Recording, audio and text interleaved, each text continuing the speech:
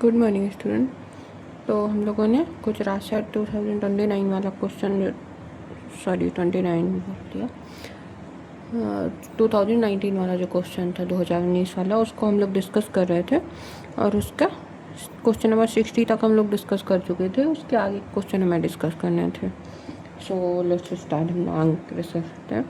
Triple junction से और भी क्वेश्चन हम लोग डिस्कस कर चुके हैं। ये भी ट्रिपल जंक्शन के एग्जाम्पल से क्वेश्चन आए हुए होते। तो ये सारे के सारे ट्रिपल जंक्शन के टाइप हैं। अब ट्रिपल जंक्शन होता क्या है? सो ट्रिपल जंक्शन होता है place where 3 tectonic plate boundaries meet. Triple junction. So a place where 3 tectonic plate boundaries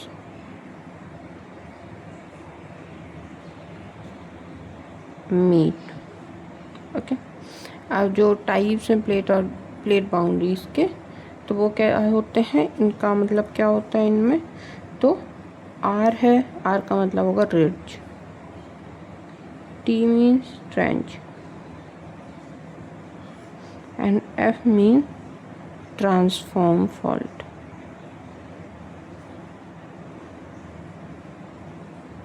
okay, अब जो आर आर आर है मतलब जो रिज है वो कौन सा होगा? फर्स्ट का east Pacific rise and Galapagos ridge zone. Second है हमारा सेकेंड क्या है? TTF। तो TTF का क्या होगा हमारा? अच्छा, रिज का था ना ये, तो एक तो 4 है रिज। और सेकेंड में है FFT, मतलब थर्ड में FFT में क्या है? F मीन्स ट्रांसफॉर्म फॉल्ट और ट्रेंच। FFT में क्या आएगा? San Andreas fault and Mendocino fracture zone. फिर है TTF। तो TTF में क्या आएगा? Transform fault, trench. एक फॉल्ट है और 2 ट्रेंच है। तो ये किस पे आएगा? Peru Chile trench and west Chile rise. फिर TTT, इसका क्या होगा? Central Japan.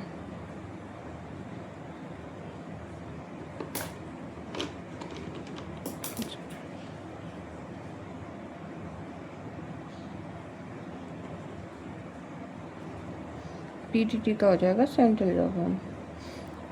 जो कॉम्प्लेक्स टेंस इंट्रैक्शन है ट्रेंच का, उसके लिए सेंट्रल जापान बनता है। ये सेंट्रल जापान वाला ही क्वेश्चन एक बार और आया हुआ था, जिसमें उन्होंने सिर्फ जापान वाला ही एग्जाम्पल पूछा था। ओके, तो इनको हम देख सकते हैं। फर्स्ट का बी 2 में है, उसका में सेकेंड का D, सो सेकेंड का D, तो हमारा बी ऑप्शन जो है वो सही हो जाएगा। ओके, ये एग्जाम्पल जो ट्रिपल जंक्शन के वो थोड़ा याद कर लीजिएगा। Next question, choose the correct option based on following statement. Pyrite and marcasite have similar composition. Pyrrhotite contents less Fe than pyrite. तो इनमें से कौन सा क्वेश्चन सही है? तो हमारे दोनों ही सही हैं, बोथ वन एंड करेक्ट। अब हम उसका एक्सप्लेनेशन देखते हैं। तो पायराइट का केमिकल कंपोजिशन क्या होता है? FeS2, और ये गोल्ड की तरह अपीयरेंस शो करता है, इसलिए इसको क्या बोलते हैं? फूल्स गोल्ड मतलब मूर्खों का सोना। और जो मर्केसाइट है इसका क्या होता है? FeS2। ओके, डिफरेंस क्या है दोनों के? क्रिस्टल स्ट्रक्चर में है। तो इसका मतलब क्या हुआ कि both have similar composition and different structure. Okay, अच्छा, ऐसी चीज़ों को क्या बोलते हैं जिनका केमिकल कंपोजिशन सेम होता है, स्ट्रक्चर डिफरेंट होता है? आपके पास दो ऑप्शन है। Option A isomorphism, number 2 polymorphism. ये आपका HW कमेंट सेक्शन में बताइएगा और प्लीज़ आंसर किया करिए ताकि हमें समझ तो आए एटलीस्ट कि आपको अच्छा लग रहा है या नहीं लग रहा है हमारा पढ़ाना। सो आप लोग प्लीज़ किया करिए। अब जो पायरोटाइट होता है इस पे क्या होता है, जो Fe है वो 1 - X और S होता है पायरोटाइट में, Fe - S, और इस पे आयरन की डेफिशिएंसी होती है। सो आयरन डेफिशिएंसी, तो इसकी वजह से हम बोल सकते हैं कि इसमें पाइराइट के कंपैरिजन में लेस Fe होता है। तो दोनों ही हमारे जो ऑप्शन है वो सही हो जाएंगे। आई होप ये दोनों क्वेश्चन समझ आते होंगे। नेक्स्ट देखते हैं। So the largest dinosaurs among the following to walk on land during Mesozoic period. तो मेसोजोइक पीरियड में हमारा सबसे बड़ा जो डायनासोर है, लार्जेस्ट डायनासोर, तो वो कौन सा था? उसका नाम है हमारा ब्रेकियोसोरस। ओके, अब ब्रेकियोसोरस से ये क्या था? बहुत ही बड़ा सोरोपॉड डायनासोर था।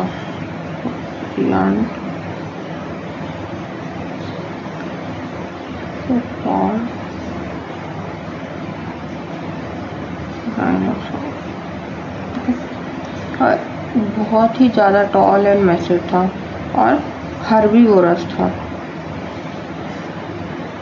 हर्बीवोरस।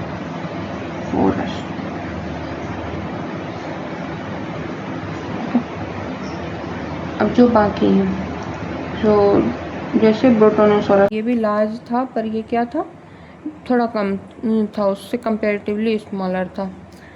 जो है टायरेनोसोरस है। टायरेनोसोरस क्या है? लार्ज प्रेडेटर है पर लार्जेस्ट डायनासोर नहीं है लैंड पर। ओके, और जो इच्थ्योसॉरस है ये क्या है? ये मैराइन रेप्टाइल है, डायनासोर नहीं है। तो इसका आप लिख सकते हो मैराइन रेप्टाइल है ये। Okay, next question. The hardness of water is accounted to. Hardness of water किसकी वजह से बढ़ती है? So dissolution of silica. Silica क्या ही केमिकल इफेक्ट करेगा? नहीं करता है। प्रेसिपिटेशन ऑफ कार्बन, प्रेसिपिटेशन होगा तो घट जाएगा उसमें से क्वांटिटी। प्रेसिपिटेशन ऑफ क्लोराइड, ये भी नहीं हो सकता। डिसोल्यूशन, जब कुछ उस पर डिजोल्व हो रहा है कार्बोनेट्स, तो उसकी वजह से वाटर की हार्डनेस बढ़ती है। किन की वजह से हार्डनेस मेनली हमारी बढ़ती है? जो कैल्शियम एंड मैग्नीशियम कैटायन है उनकी वजह से बढ़ती है। और ये डेराइव कहाँ से होते हैं? Due to limestone and dolomite dissolution, इसकी वजह से ये डेराइव होते हैं। अब टाइप ऑफ हार्डनेस दो तरीके की होती है। एक होती है हमारी temporary hardness, temporary, and second one is permanent hardness. Temporary, permanent. जो टेम्पररी है ये किसकी वजह से होती है? ड्यू टू बाइकार्बोनेट, और ये रिमूव हो जाती है बाय बॉइलिंग।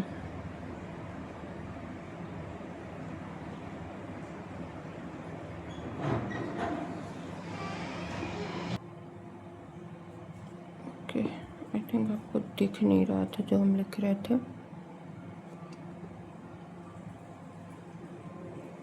अब आई होप क्लियर हो रहा होगा जो भी हमने लिखा हुआ था।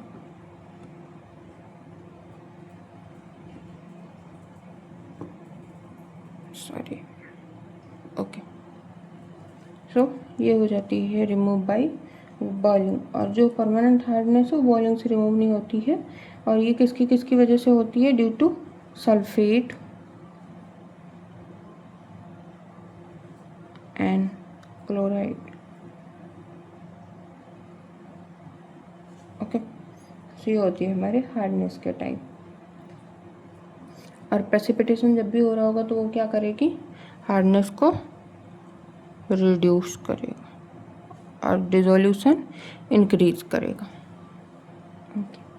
Largest igneous province magnetism is generally associated with, जो लार्जेस्ट मैग्नेटिक प्रोविंस है LIPs, वो किससे एसोसिएटेड होते हैं, mantle plume, divergent plate boundaries या कन्वर्जेंट प्लेट बाउंड्रीज। तो ये एसोसिएटेड होते हैं मेंटल प्लूम से और डाइवर्जेंट प्लेट बाउंड्रीज से। सो 1 and 2, only 1 and 2 are correct, 3 are correct.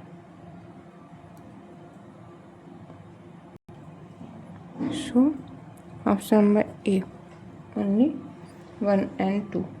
अब जो लार्ज इग्नियस प्रोविंस होते हैं तो ये क्या होते हैं, इनॉर्मस वॉल्केनिक आउटपोरिंग होती है।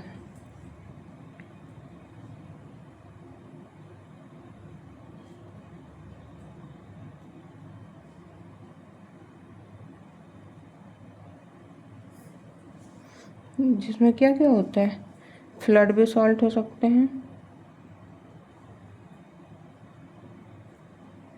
और या फिर जो ह्यूज मैग्मा के वॉल्यूम्स हैं वो भी हो सकते हैं, ह्यूज मैग्मा वॉल्यूम।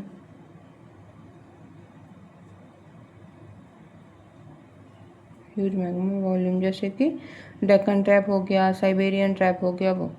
अब मेंटल ब्लूम किस लिए होते हैं, तो मेंटल ब्लूम क्या होते हैं, अपवेलिंग प्रोड्यूस करते हैं। Mantle plume produce upwelling. So जैसे मेंटल अपवेलिंग करेंगे, जैसे ही मेंटल अपवेलिंग होगी तो उससे क्या होगा, मैसिव बेसाल्टिक वॉल्केनिज्म होगा। This cause massive basaltic volcanism. अब जो डाइवर्जेंट प्लेट बाउंड्रीज है, सो डाइवर्जेंट प्लेट बाउंड्रीज में क्या होगा, इस पे भी जो लार्ज इग्नियस प्रोविंस है उनका फॉर्मेशन होगा। क्यों, क्योंकि डाइवर्जेंट में दूर जाती है जिसकी वजह से वहाँ पर रिफ्टिंग जनरेट होती है। सो रिफ्टिंग क्या करेगी, रिफ्टिंग कॉमनली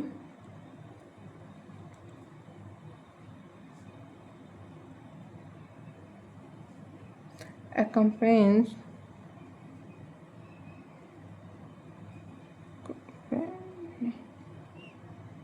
LIP फॉर्मेशन। इसमें क्या होगा, किस प्रोसेस से करेगा, जैसे इसमें मेंटल अपवेलिंग कर रहा था तो इसमें क्या होगा, कॉन्टिनेंटल ब्रेकअप से हो सकता है हमारा। तो एग्जांपल होगा कॉन्टिनेंटल ब्रेकअप। ओके, अब जो कन्वर्जेंट है, सो कन्वर्जेंट जोन में क्या होगा, क्यों नहीं प्रोड्यूस करेगा, क्योंकि कन्वर्जेंट क्लासिकली क्या कर सकता है, क्या प्रोड्यूस कर सकता है, जब दो प्लेट पास पास आ रही हैं उस प्रोसेस में क्या उनसे वॉल्केनिक फॉर्म हो सकते हैं। तो max to max arc volcanics form हो सकते हैं, आर्क वॉल्केनिज्म शो कर सकता है। आर्क वॉल्केनिज्म क्या है, ये बेसाल्टिक नहीं होगा, सबसे पहले तो एंडेसिटिक होता है ना कन्वर्जेंट में हमारा। सो हो जाएगा not classic flood basalt LIP। Okay, so I hope ये क्वेश्चन अभी आपको क्लियर होगा। नेक्स्ट क्वेश्चन पे चलते हैं। Sandstone consisting of coarse angular grain is termed as, sandstone में जो कोर्स एंगुलर ग्रेन होते हैं उनको हम क्या बोलते हैं, उनको हम बोलते हैं ग्रिट। ओके, ग्रिट क्या है, कोर्स ग्रेन सैंडस्टोन है, ये एंगुलर होता है, कोर्स होता है और पुअरली राउंडेड होता है। जब एंगुलर है तो राउंडनेस कैसी होगी, पुअर होगी। और ये इंडिकेट क्या करता है, शॉर्ट ट्रांसपोर्ट डिस्टेंस, क्योंकि एंगुलर है तो इसके जो कॉर्नर है वो अच्छे से राउंडेड नहीं हो पाए, so short transport distance and immature sediment. Maturity हमने बहुत अच्छे से पढ़ी थी अपने सेडिमेंट्री के लेक्चर में, है ना। आर्कोजीकेरेनाइट, ये इसमें क्या होता है, ये रिच होता है फेल्सपार में।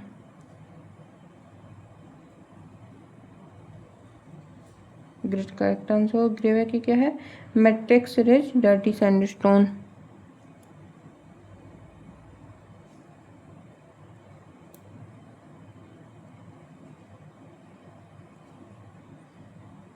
अब ग्रेस्टर क्या है, ये हार्ड सिल्का रिच सैंडस्टोन है जो कि मेनली यूज कहाँ होता है, इंडस्ट्रीज में होता है। So hard silica rich used in industrially।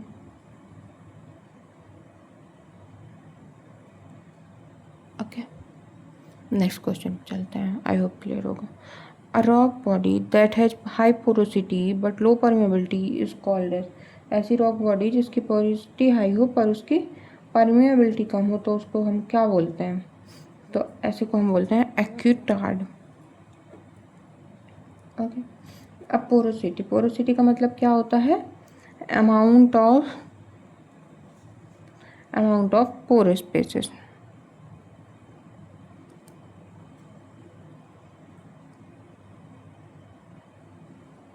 And permeability का मतलब क्या होता है, ability to transmit water, to transmit water. अब ये दोनों अलग अलग हैं। एक्यूफर में क्या होता है, high porosity and high permeability. Okay, तो इसकी वजह से क्या होता है, गुड वाटर ट्रांसपोर्टेशन होता है, ट्रांसमिशन होता है, गुड वाटर ट्रांसमिशन। एक्यूटायर में क्या होता है, स्टोर करेगा वाटर एंड ट्रांसमिट स्लोली, क्योंकि इसमें क्या है, पोरोसिटी तो अच्छी है जिसकी वजह से वाटर स्टोर तो कर लेगा पर परमेबिलिटी लो है, इसकी वजह से जो इसका ट्रांसमिशन होगा वाटर का वो स्लोली होगा। सो ट्रांसमिट स्लोली। ओके, जैसे सिल्ट और क्ले है।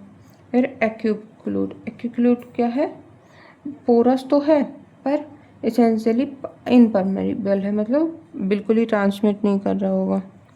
सो porous but essentially impermeable। Okay, जैसे कि क्ले होता है एक्यूफ्यूज, ये फ्यूज से है, याद रखो। फ्यूज मीन्स क्या होगा, सो एक्यूफ्यूज मतलब हो गया neither porous nor permeable.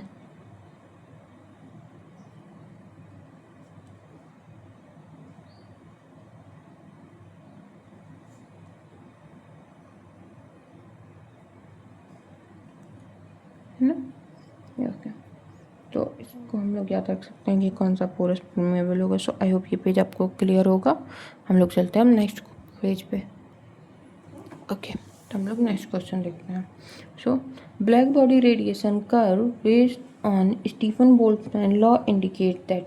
Stefan Boltzmann का जो लॉ है वो क्या इंडिकेट करता है हमारा, वो इंडिकेट करता है कि हायर टेम्परेचर पे ग्रेटर कॉन्ट्रीब्यूशन होता है from the shorter waves.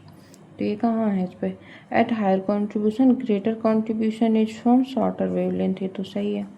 Higher contribution is from large नहीं, जो हायर कॉन्ट्रीब्यूशन टेम्परेचर है वो शॉर्टर करता है, टेम्परेचर डजेंट हैव, ये भी गलत है।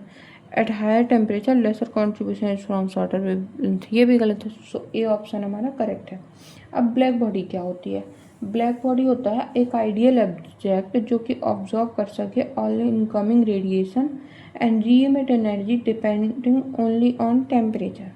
ओके, तो इसको हम लोग देखते हैं थोड़ा इसके बारे में।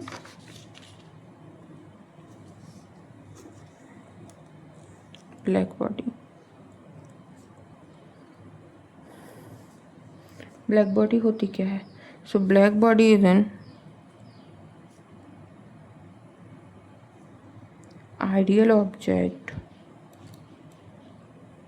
that absorbs all incoming radiations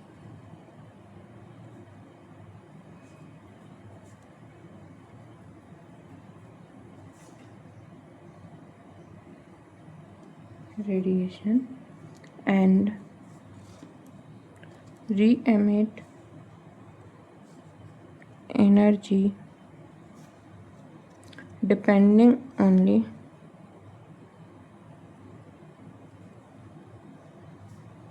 on temperature. Okay, अब इसमें मेनली कौन से लॉ होते हैं? 2 लॉ होते हैं, सॉरी। जो फर्स्ट वन है वो कौन सा है? Stefan Boltzmann law.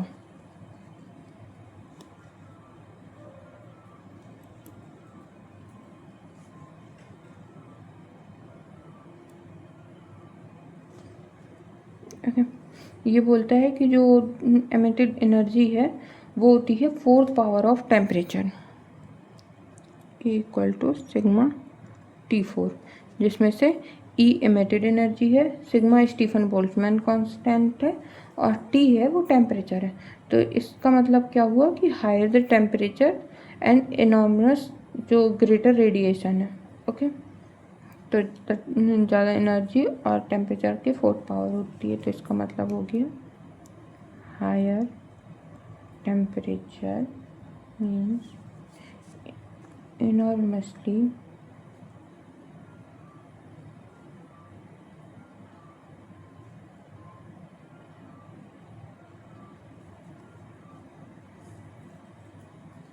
greater radiation.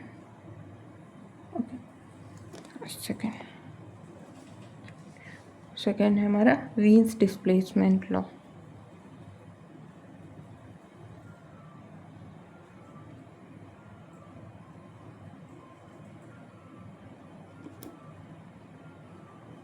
Okay, ये क्या बोलते हैं? Lambda max equal to constant upon T.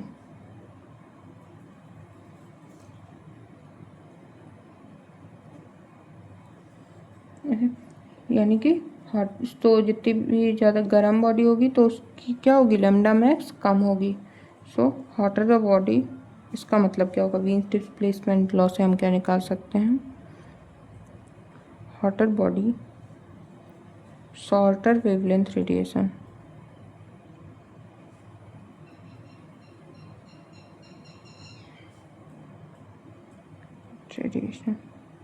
And cooler body means longer wavelength radiation.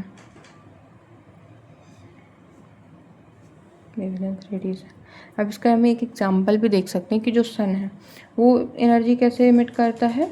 Mainly visible light के फॉर्म में, और जो अर्थ है वो एनर्जी कैसे रेडिएट करती है? In the infrared format. Okay, so infrared radiation की तरह से एमिट करती है। नेक्स्ट देखिए, तो फर्स्ट ऑप्शन करेक्ट हो जाएगा। और नेक्स्ट क्वेश्चन क्या पूछ रहा है? The term Benioff zone is used for which of the following plate boundaries. So Benioff zone किसके लिए होता है? जो हमारा सबडक्शन जोन है। सो सबडक्शन जोन, बेनियोफ जोन, या फिर इसी को बोलते हैं कि वदाती बेनियोफ जोन।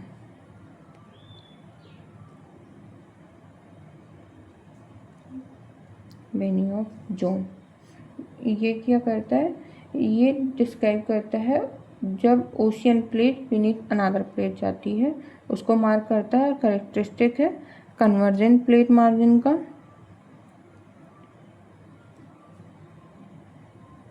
प्लेट मार्जिन या फिर सबडक्शन जोन का। और यहाँ पे क्या होता है? अर्थक्वेक भी जनरेट होते हैं।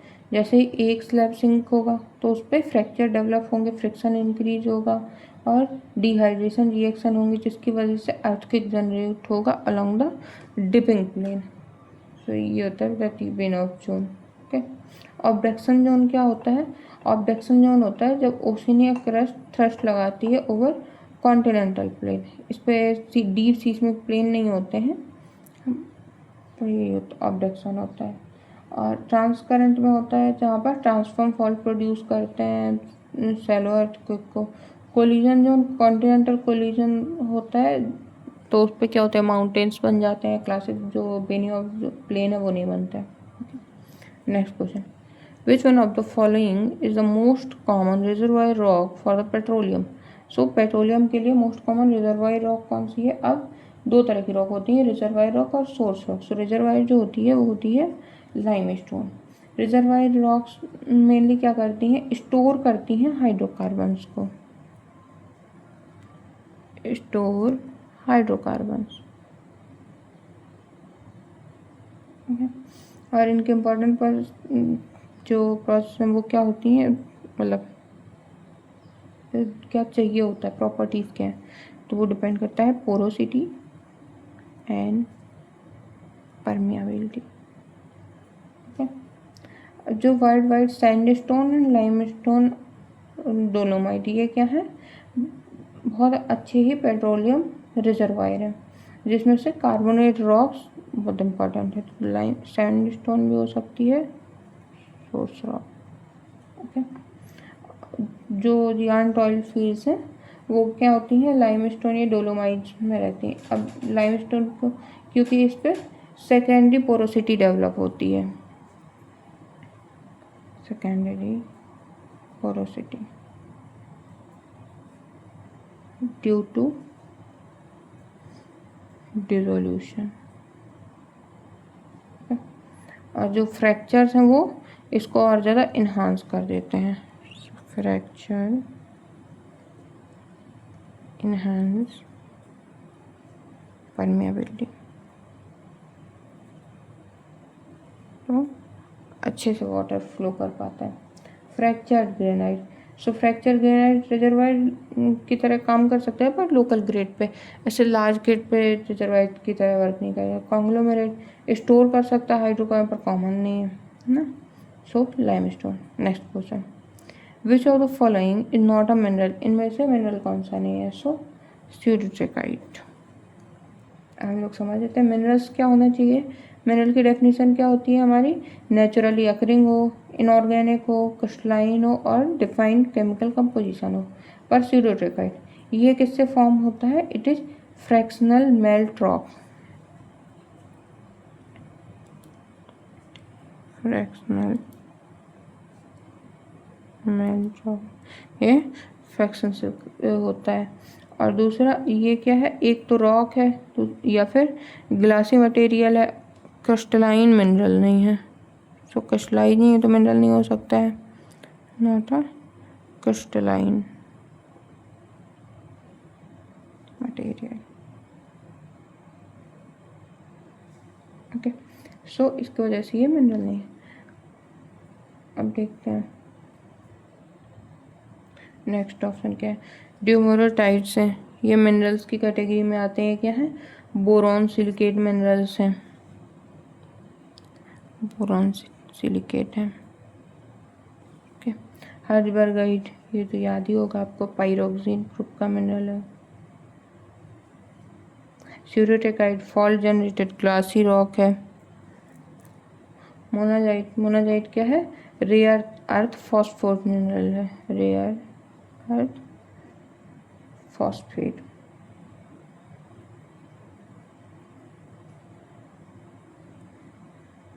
मिनरल है। ओके, अब नेक्स्ट क्वेश्चन, जो 71 क्वेश्चन है, ये क्वेश्चन आपका होमवर्क है क्योंकि इसमें कुछ नहीं करना है, इसमें डायरेक्ट जो जीनस दिया हुआ है वो किसका है वो आपको देखना है। ओके, तो ये आपका होमवर्क है, इसको आप सभी लोग कमेंट सेक्शन में, आज के 2 होमवर्क हो गए, कमेंट में बताओगे। ओके, सो आई होप ये वाला पेज भी आपका क्लियर हो गया होगा, तो आप चाहो तो स्क्रीनशॉट ले सकते हो।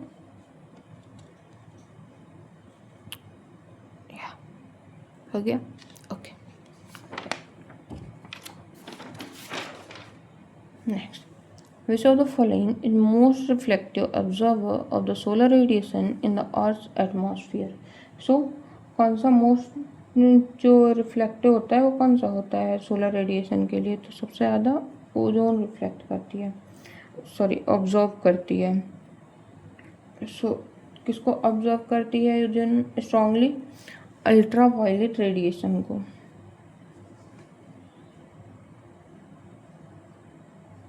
अल्ट्रा वायलेट रेडिएशन को, ओके, जो कि कहाँ पर लोकेटेड होता है? At the stratosphere. और इसकी इम्पोर्टेंस क्या है? ये प्रोटेक्ट करता है life from harmful UV rays, okay. अब ऑक्सीजन वीक ऑब्जर्वर है, ओजोन है वो major UV absorber, nitrogen mostly inert जो रेडिएटिंग होती है उसका सोलर ऑब्जर्वर है, सल्फर, सल्फर क्या होता है? सल्फेट एरोसोल्स को रिफ्लेक्ट करता है, बट जो सल्फर है वो मेन एटमॉस्फेरिक ऑब्जर्वर नहीं है। तो ये पॉइंट आप चाहो तो लिख सकते हो कि sulphate aerosol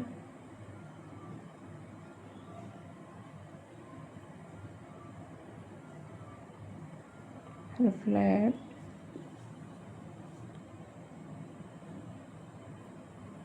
sunlight, but sulfur itself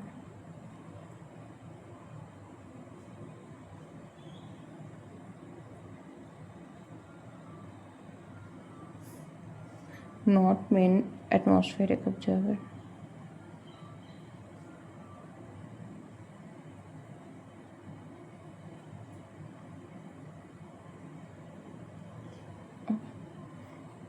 Next question.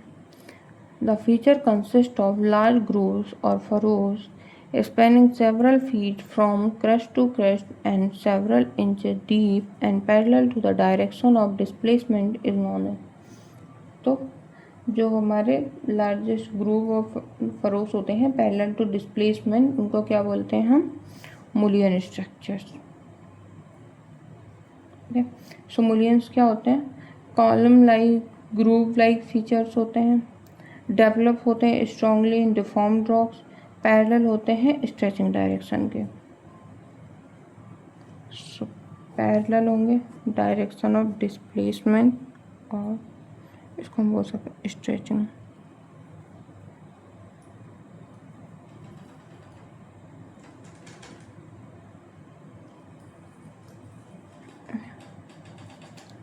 Grooves की तरह होंगे या फिर फरो की तरह होंगे, ये हो गया।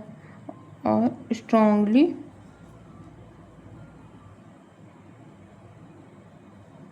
डिफॉर्म्ड रॉक्स में मिलेंगे।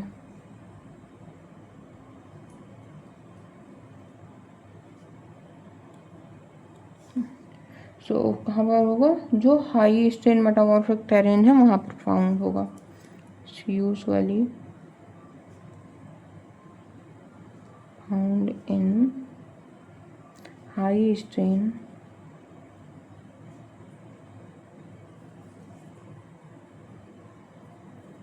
Metamorphic terrains, okay. Option drag fold. Drag fold क्या होते हैं? Small folds small folds near the faults.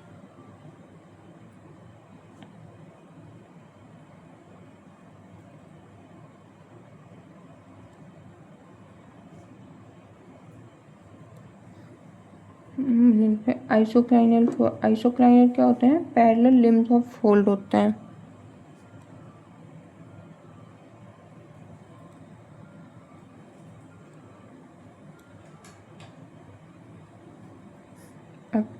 टिग्मेटेटिक fold क्या होते हैं?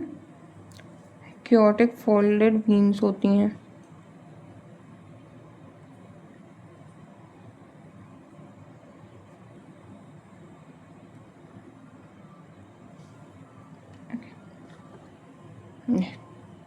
आई होप क्लियर हो गया होगा। So which one of the following landscape assemblage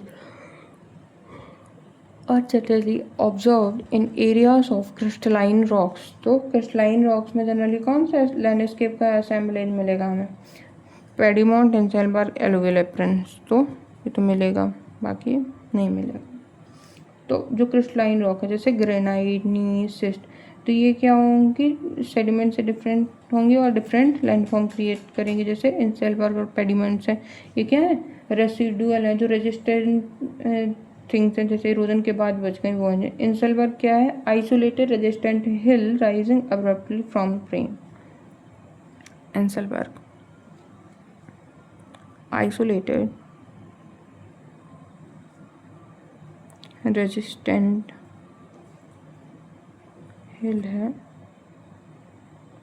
rising abruptly from plain. ये कॉमन किस में मिलेगा? ग्रेनिटिक टेरेन में।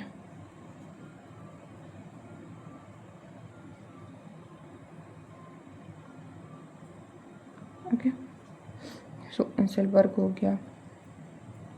इसी तरीके से जो और भी हैं एलुवियल एप्रन, वहाँ पे भी पेडिमेंट्स में भी जो इरोजन के बाद बचता है उसको बोलते हैं। अब दूसरा है एलुवियल फैन बजारा बॉल्सन, ये सब किस में मिलते हैं? जो एरिड लैंड फॉर्म है, एरिड बेसिन टोपोग्राफी है उस पर मिलेगा।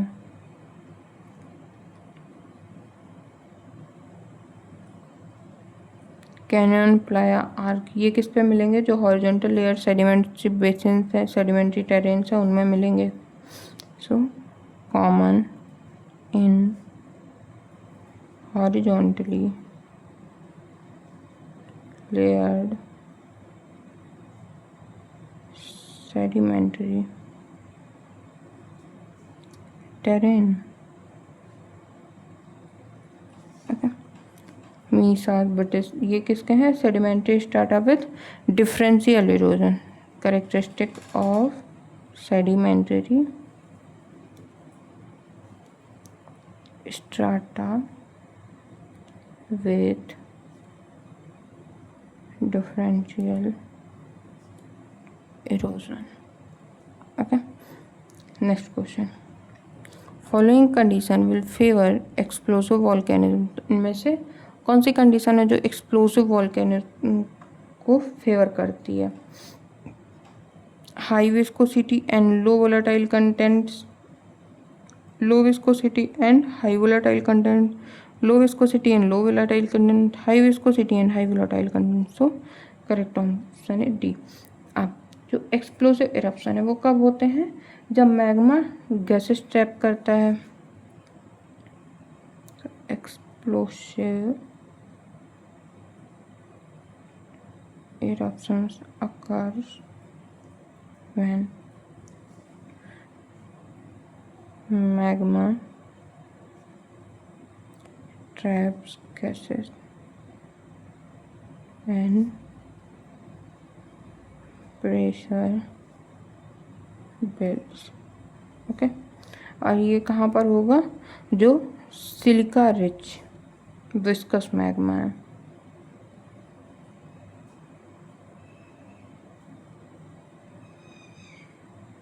Viscous magma. सो विस्कोसिटी का क्या रोल होगा? विस्कोसिटी प्रिवेंट करेगी गैस को फ्रॉम स्केप होने से। Viscosity prevents gas escape।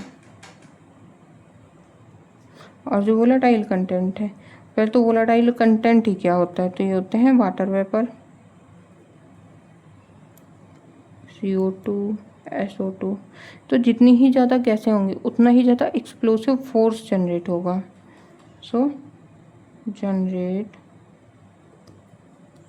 मोर एक्सप्लोसिव फोर्स, और उनकी वजह से ही क्या होगा? जो एक्सप्लोसिव है वायलेंट कंडीशंस के लिए होगा। ओके, लो गैस होगी तो लेस एक्सप्लोसिव होगा, फिर का लो वोलेटाइल कंटेंट से लेस एक्सप्लोसिव होगा। लो विस्कोसिटी होगा तो जो गैसेस होंगी वो एस्केप कर जाएंगे, और जो प्रोडक्ट्स हैं होगा इससे वो कैसा होगा? लावा फ्लो क्वाइट टाइप का होगा, अगर विस्कोसिटी और वोलेटाइल कंटेंट दोनों ही लो होंगे तो। ओके, सो आई होप आपको ये वाला भी क्लियर समझ आ गया होगा। ओके, नेक्स्ट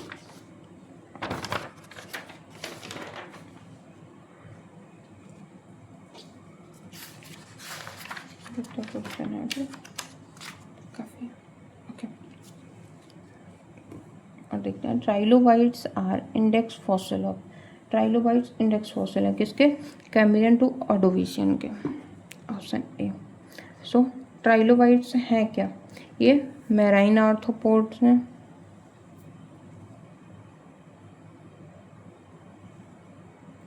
मैराइन आर्थ्रोपोड्स हैं और एक्सट्रीमली अबंडेंट थे इन पेलियोजोइक।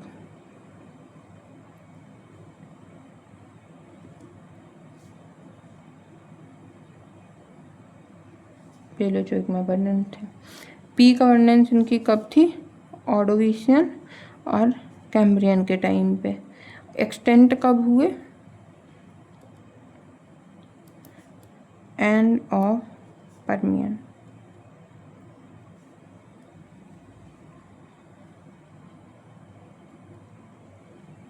एक्सटेंट हो गए। सो क्लासिक इंडेक्स फॉसिल किसके हैं? कैम्ब्रियन एंड ऑर्डोविशियन के। अब इंडेक्स फॉसिल क्या होता है? सो एक अच्छा इंडेक्स फॉसिल होता है, गुड इंडेक्स फॉसिल कंटेंट, ये सारी चीज़ों को कंटेन करे। सो वाइड स्प्रेड हो, यानी उसका जो जियोग्राफिकल एक्सटेंट हो बहुत ज़्यादा हो।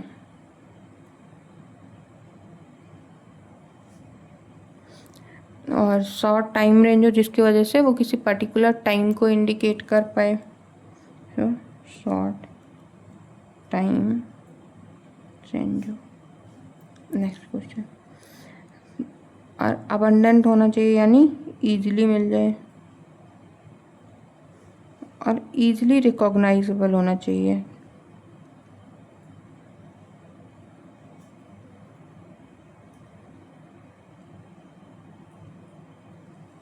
Okay, so Cambrian to Ordovician होगा। परमियन टू ट्रायसिक तो बहुत बड़ा ही एरिया हो गया, बाकी भी इनकम्प्लीटली गलत ही है। Next, which of the following is a cold desert? So इनमें से कौन सा कोल्ड डेजर्ट है? Patagonia, Arabia, Thar, Atacama. So Patagonia is a cold desert. अब कोल्ड डेजर्ट का मतलब क्या होता है? यहाँ पे प्रेसिपिटेशन रेट लो रहेगा और जो टेम्परेचर है वो भी लो रहेगा। ये कहाँ पर है? Located in Argentina.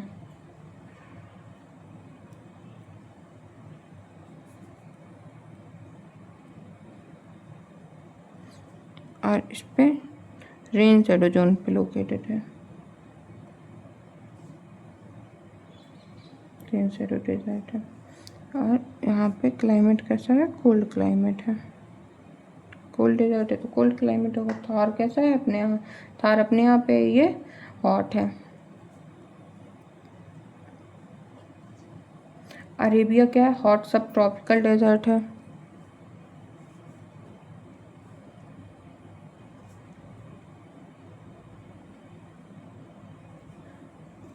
अटाकामा क्या है? एक्सट्रीमली ड्राई डेजर्ट है बट जनरली क्लासिफाइड होता है सब ट्रॉपिकल कोस्टल डेजर्ट में।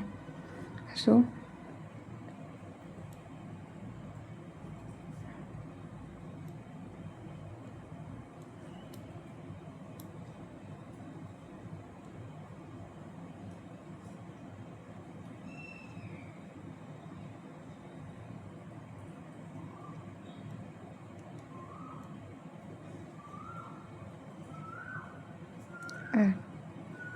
सब ट्रॉपिकल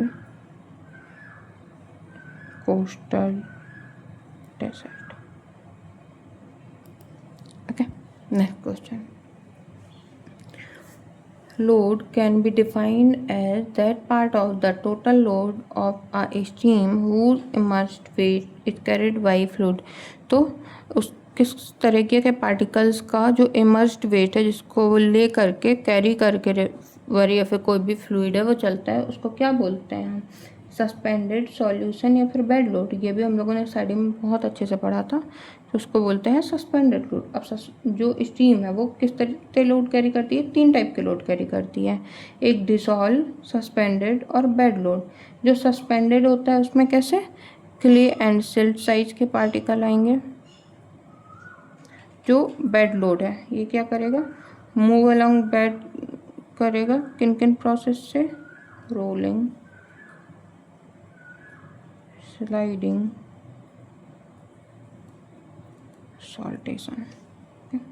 जो सॉल्यूशन होगा वो केमिकली एक्ट करके और डिज़ोल्व हो जाएगा, इनविजिबल हो जाएगा इन सॉल्यूशन में, सो डिज़ोल्व फॉर्म में करता है। और जो सॉलिड है वो क्या होंगे, नॉर्मल बेड लोड की तरह ही काम करें। साइज के हिसाब से बताएंगे, बहुत ही जनरल टर्म में, कुछ साइज वगैरह इंडिकेट नहीं कर रहा है। Okay, next question. Maximum lateral extent in Cuddapah basin is displayed bye.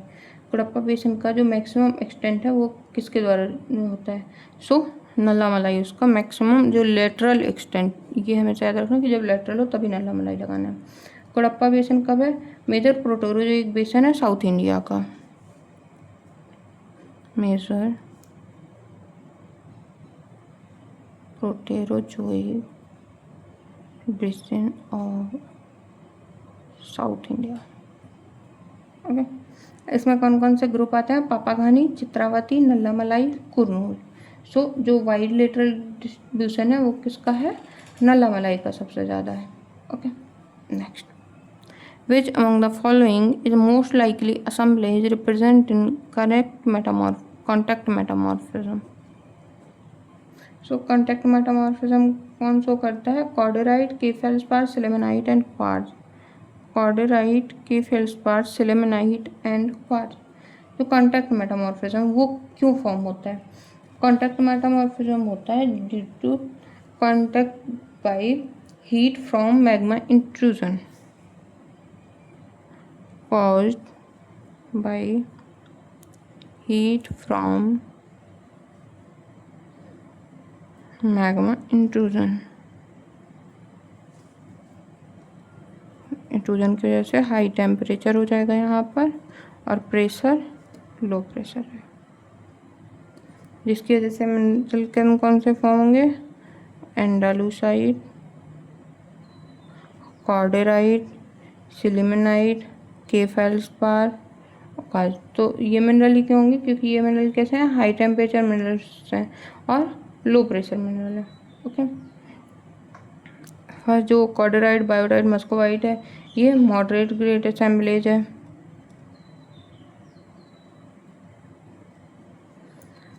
ये सही ऑप्शन ही है आपका, कॉर्डेराइट, गार्नेट, के फेल्सपार। सो गार्नेट क्या होगा, हाई प्रेशर होगा, ये भी नहीं होगा। फिर है स्टोलाइट, गार्नेट, मस्कोवाइट, बायोटाइट, क्वार्ट्ज। ये क्या है, रीजनल मेटामॉर्फिज्म है।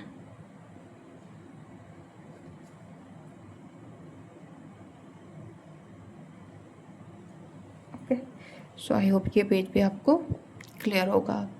ओके, सो जो इसके आगे क्वेश्चन है वो हम लोग कल डिस्कस करते हैं।